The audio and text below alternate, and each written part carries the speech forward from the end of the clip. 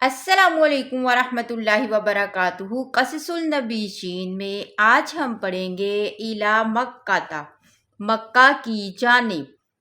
وغاضب قوم ابراہیم وغاضب المالک وغاضب والد ابراہیم۔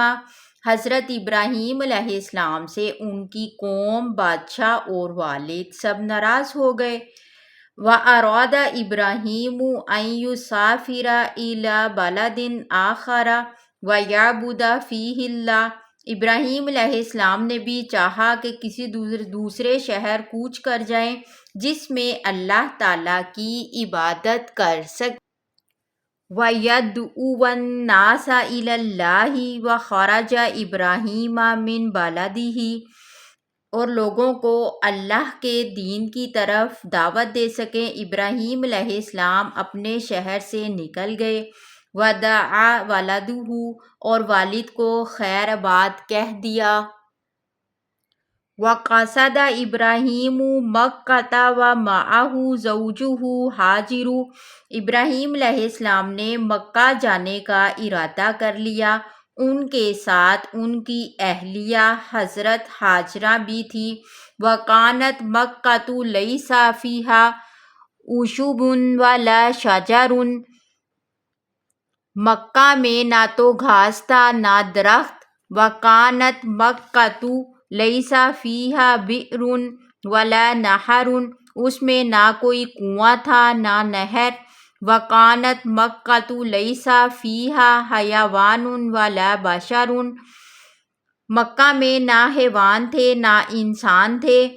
وَوَصَلَ إِبْرَاهِيمُ إِلَى مَكَّةَ۔ حضرت ابراہیم علیہ السلام مکہ پہنچے۔ وَنَزَلَ فِيهَا وَتَرَكَ إِبْرَاهِيمُ زَوْجَهُ هَاجِرَ وَوَلَدَهُ إِسْمَاعِيلَ۔ اور حضرت ابراہیم علیہ السلام مکہ پہنچے اور وہاں پڑاؤ کیا۔ ابراہیم علیہ السلام نے اپنی بیوی ہاجرہ اور بیٹے اسماعیل علیہ السلام کو وہیں چھوڑ دیا۔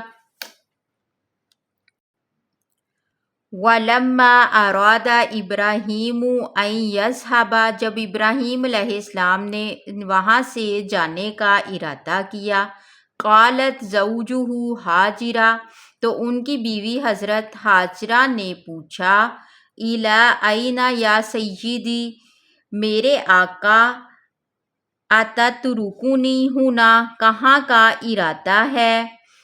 أَتَتْرُكُنِي وَلَيْسَ هُنَا مَاءٌ وَلَا طَعَامٌ۔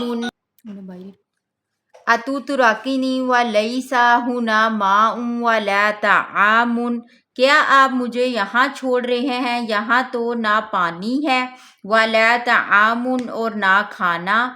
هَلْ أَمَرَكَ اللَّهُ بِهَٰذَا، کیا اللہ نے آپ کو یہ حکم دیا ہے؟ قال ابراہیم، ابراہیم علیہ السلام نے کہا، نعم، ہاں۔ قالت ہاجر، تو ہاجرہ نے کہنے لگیں، إِذًا لَا يُضِيعُنَا، پھر وہ اللہ ہمیں برباد نہیں کرے گا۔